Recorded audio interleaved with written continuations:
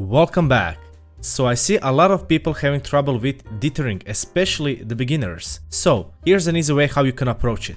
Let's say you have drawn a simple box. The simple box will have three tones: light tone, mid-tone and shadow tone. And since dithering is basically creating mid-tones without creating extra colors, this is how we can approach it.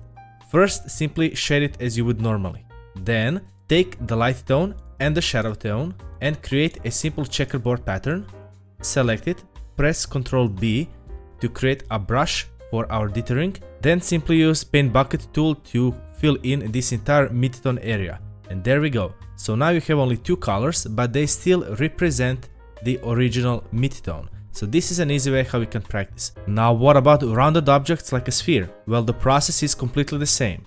Draw a sphere, then simply shade it as you would usually, and then replace the mid-tone area with the dithering pattern.